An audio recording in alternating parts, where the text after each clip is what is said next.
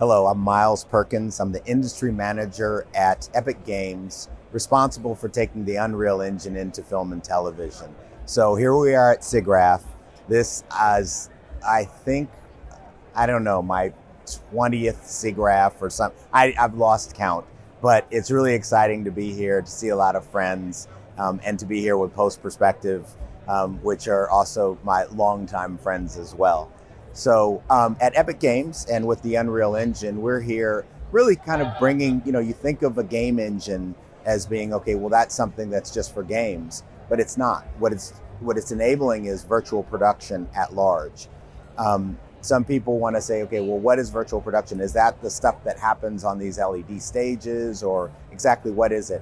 What I like to say, it's a kind of umbrella that says what I have in the virtual world matches what is in the physical world, which means that I can interact with something that's virtual no different than I can interact with something that's physical. That means it's in real time. So whether that's being able to do pre-visualization, visualization, stunt viz, tech viz, going all the way into production and being able to interact and move around assets in real time, just as you might move a real chair, you move a chair in a wall or as a part of a simulcam where you're doing something against a green screen. Whatever it is, the creatives can simply be creative and they can iterate very quickly. Now, what does this mean at a place like SIGGRAPH? Well, this immediate response coming from an industry that has been waiting for things to render for, it started off days rendering for frames, where it's getting down to, okay, hours or multiple minutes. We're talking about rendering things at 1/100th of a second, right? So that you can actually see in real time what that feedback is. What that does is it enables people who are the creatives to actually iterate, to keep on going and testing, and where you don't have to go and pass notes, but no, you can right there in that moment, you can interface with the assets that you have. Now, how do people get into this? Well, the fact of the matter is the Unreal Engine is free. Anyone can download it. Anyone can also get assets like our Quixel assets, which are high resolution, feature film ready assets that are, they're basically saying that they're going to scan the world, but they have hundreds upon hundreds of assets that people can build environments in and tell their stories. That is free. And so this is, I think right now, it's really democratizing the industry. This is allowing for students who are getting into this to be able to completely immerse themselves into, let's say they want to do an animated short.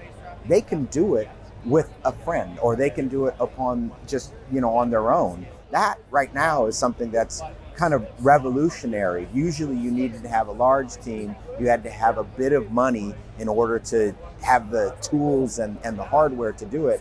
Now you can have free software, even have a virtual machine on AWS or something like that, and you can go ahead and create content based on all the free assets that are there. The other thing it does is it opens up, let's say we are talking about animation, which has always been a thing where the director, it's a very specific way that they're working with with their teams, where it's a very linear process.